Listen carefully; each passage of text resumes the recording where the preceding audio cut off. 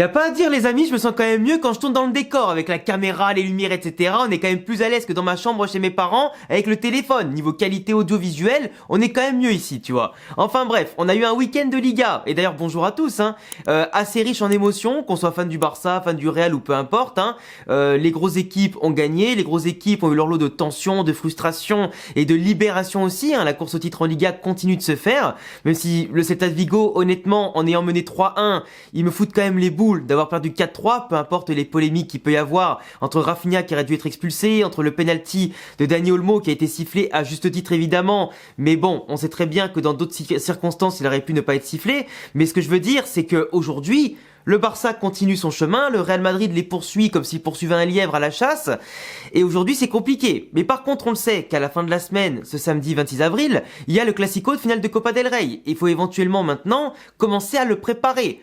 Ancelotti contre Bilbao a fait un 4-4-2 qui sera, je pense, recomposé contre Retafe mercredi soir et remis sur table aussi contre le Barça. Parce qu'il sait que le 4-4-2, c'est son format préféré, sa compo préférée, il l'a encore redit en conférence de presse. Il sait très bien que c'est ce qui nous a rapporté Liga, Ligue des Champions l'an dernier en étant solide et efficace, même si à l'époque on avait quand même Kroos, on avait Carvajal, t'avais Nacho, t'avais quand même plus de leaders sur le terrain et au niveau technique, physique et mental. Et forcément, aujourd'hui tu les as pas, et le 4-4-2 en plus, on l'utilise plus. Et quand on l'utilise, certes on peut avoir plus de pression, de possession, plus peut-être de repères que dans le 4-3-3 finalement, qui n'est pas du tout équilibré, et ça amène un débat. Ça amène forcément un débat que je voulais aujourd'hui mettre sur la table, et que je vois déjà un peu partout sur la table, sur Twitter, etc., dans la commu Real Madrid.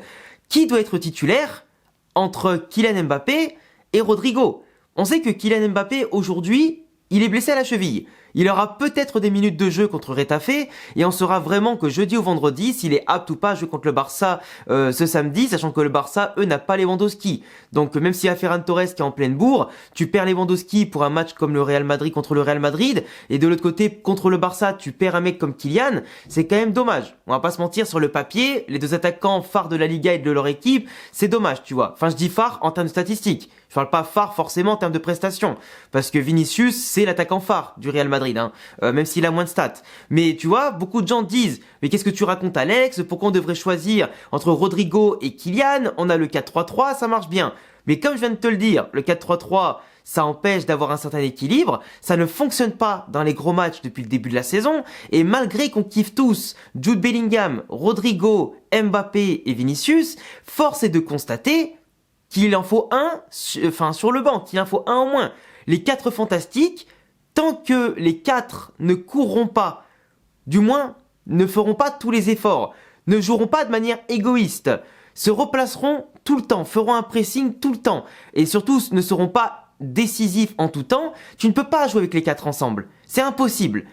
Et aujourd'hui, tu sais que Vinicius, tu peux pas t'en passer. Parce que Vinicius, c'est toujours celui qui déstabilise, qui a la vitesse, qui même si des fois il centre un petit peu à l'aveugle, on peut pas lui en vouloir qu'il n'y ait pas de présence dans la surface pour recevoir ses centres, mais en attendant, c'est toujours lui qui déstabilise. Même si ça lui arrive de faire des matchs invisibles et fantômes, comme on l'a vu contre l'Atlético, contre Arsenal, etc., quand tu compares à Rodrigo, qui ne marque plus un but, qui fait plus une passe D, qui est invisible au possible, malgré qu'il ait eu des performances exceptionnelles pendant une période donnée, ça reste Rodrigo, l'homme irrégulier par excellence. Et là aujourd'hui, il est en plein dedans. Et donc aujourd'hui, forcément, Jude Bellingham au milieu de terrain, il est indispensable, et Vinicius devant, il est indispensable. Donc, entre Kylian et Rodrigo, pour revenir sur le 4-4-2 et se débarrasser du 4-3-3 qui est beaucoup trop ouvert et pas assez rentable pour nous à tous les niveaux, il faut en sacrifier un. Et on a bien vu contre Bilbao, et dans d'autres matchs où Kylian Mbappé n'était pas là, que même s'il est là ou pas, dans tous les cas, ça joue mal.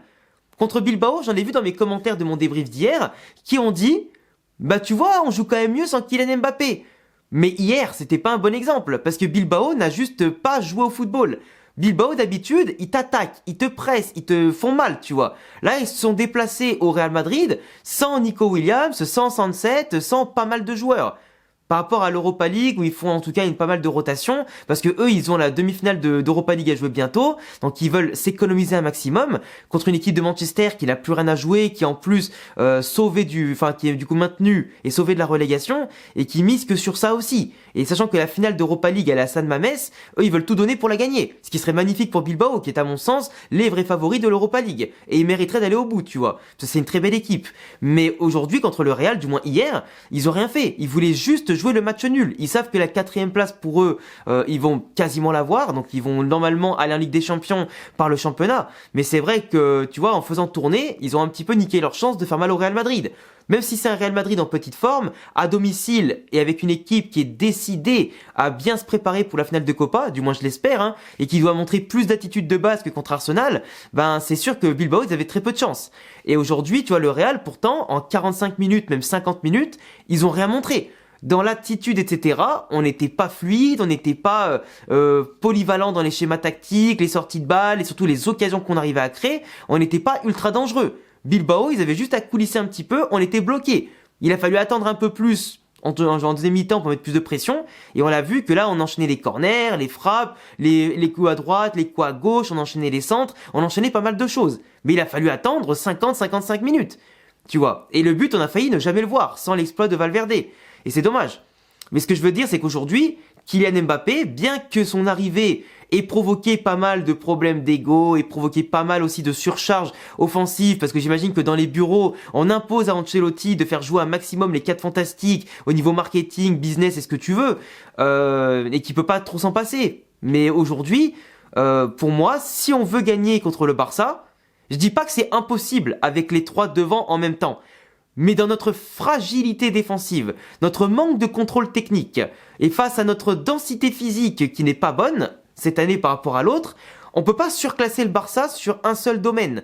Et donc aujourd'hui, il faut revenir aux bases, revenir aux repères qui nous ont permis de les balayer 3 fois de suite l'an dernier. Et même sur les 4-5 classicos de suite avant cette saison. Et surtout, comment on a pu les battre, à tous les niveaux.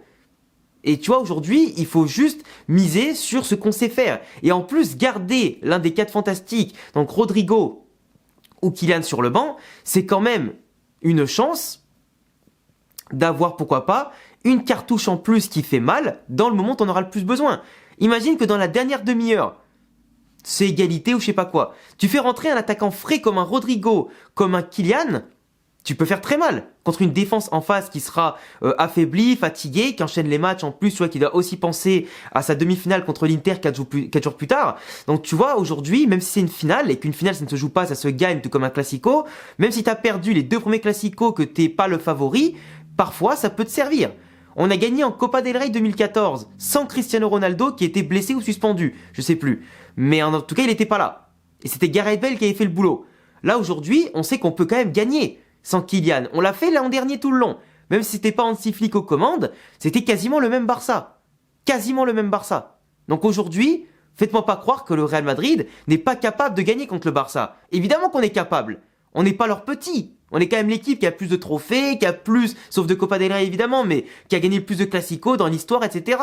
Et ça reste le Real Madrid. Une équipe qui de base ne perd pas ses finales. On en a déjà perdu des finales de Copa del Rey contre l'Atlético en 2013, etc. Mais en général, contre le Barça, toutes les finales qu'on a jouées de Copa del Rey ces dernières saisons, depuis 2011, on les a toujours gagnées. Donc aujourd'hui, tu as l'occasion de prendre un trophée, de les empêcher de faire le triplé, faut le faire. Et pour moi aujourd'hui, entre Rodrigo et Kylian, eh ben je mettrais Kylian sur le banc. Vous allez me dire pourquoi. Alex, t'aimes pas Kylian? Mais tout simplement parce que de 1, Kylian, il est blessé à la cheville. Donc un mec qui est blessé, pour moi, il doit aller sur le banc. S'il doit forcer, eh ben qu'il force sur la dernière demi-heure. Rodrigo, c'est peut-être un match qui peut être décisif pour lui.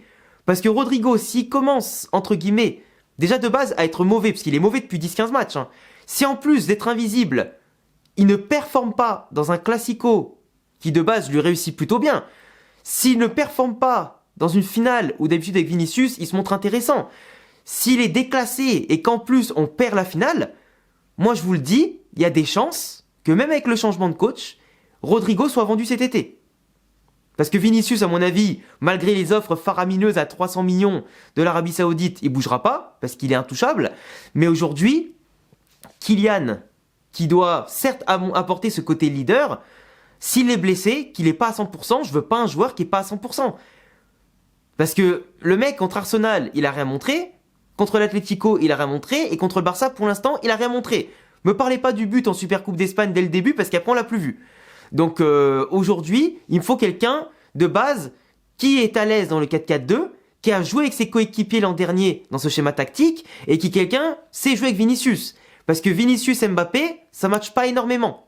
Donc aujourd'hui, je veux voir ce que ça donne de jouer une finale de Copa del Rey à l'ancienne, avec des joueurs qui ont déjà cette expérience, cette victoire contre le Barça, qui saura remettre peut-être la tête à l'endroit au Real Madrid. Mais d'un côté, tu sais que si avec Rodrigo Vinicius ça marche, ça va remettre beaucoup de choses en question aussi après derrière pour réinclure Mbappé pour la fin de saison. Même s'il y a forcément des obligations marketing, commerciales, etc.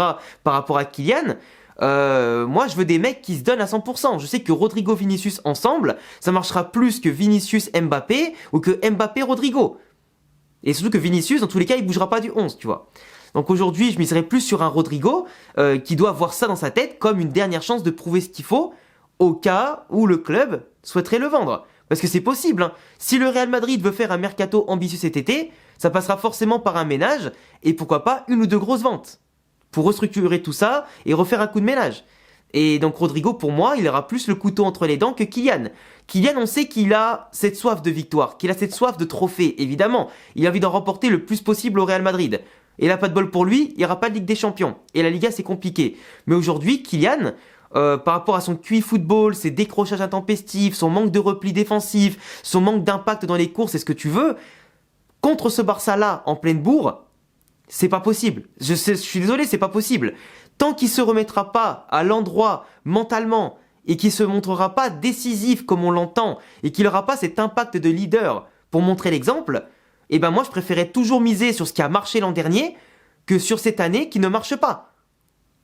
Et je pense que cette logique-là, normalement, elle est normale. Évidemment que Mbappé, dans ses qualités de base, en tant que buteur qui marque 50 buts par saison, il est plus à même que Rodrigo de base de commencer. Et je pense que Ancelotti mettra plus Mbappé que Rodrigo. Sûrement d'ailleurs. Mais dans la logique des choses, d'aujourd'hui, en termes de complémentarité, de repères, etc., moi je mettrais Rodrigo. Quitte à se passer de Kylian. Mais Kylian, t'es pas obligé de t'en passer à 100%. Comme je te dis, tu peux en mettre un qui est remplaçant et qui rentrera au bout de 60-65 minutes. T'as même potentiellement les prolongations. Et t'as le luxe de pouvoir en faire rentrer un. Le Barça, ils ont un 11 de départ et des remplaçants où tu es capable de faire rentrer des Ferran Torres qui sont en pleine bourre, des Dani Olmo, des Fermin, des Gavi, et il y a quand même du monde chez eux. Nous, on n'a pas ce luxe-là parce qu'on fait moins participer les remplaçants et en plus, on a des joueurs en bout de course. Et forcément, on paraît beaucoup plus limité. Donc aujourd'hui, un 4-4-2, ça paraît quand même plus opportun pour gagner cette finale de Copa del Rey. Et Rodrigo ou Kylian, ça dépend de comment tu veux jouer. Mais aujourd'hui, par rapport à ce que demande le 4-4-2 et ce qu'on a connu l'an dernier, pour moi, c'est beaucoup mieux d'avoir un Rodrigo qui peut mieux tenir la balle, qui va plus faire les replis défensifs, etc. Et pour moi, aujourd'hui, ça passera par ce sacrifice. Et après, même si évidemment, ce serait un symbole de remporter le premier trophée majeur de la saison sans Kylian Mbappé sur le terrain titulaire, ça enverrait forcément un signal et vous en tirez les conclusions qui s'imposent, surtout si on gagne le Barça dans ces conditions, tu vois, après les 2 raclés qu'on a pris avec lui. Mais dans tous les cas, il faut faire un choix. Rodrigo ou Kylian, moi j'ai fait le mien, je sais qu'Ancelotti fera pas forcément le même, mais je vous laisserai faire le vôtre en commentaire. Et aujourd'hui, ce qui compte, c'est pas les mecs qui commencent, c'est pas ceux qui terminent le match, mais ceux qui vont t'amener des trophées et la victoire. Et là, pour le coup, la victoire t'amène un trophée. Donc il faudra juste en tirer les conclusions qui s'imposent. Et c'est clair que le Real Madrid aujourd'hui commence déjà à prendre note de qui va rester et qui va partir cet été. Et ils savent que toutes les stars ne pourront pas rester, que ce soit à court ou à moyen terme. Question d'équilibre, de résultats et surtout de victoire. Enfin bref, dites-moi en commentaire ce que vous en pensez. N'hésitez pas à vous abonner, cocher la cloche, on est bientôt 100 000 abonnés. Et puis je vous dis à très vite pour de prochaines vidéos. Ciao!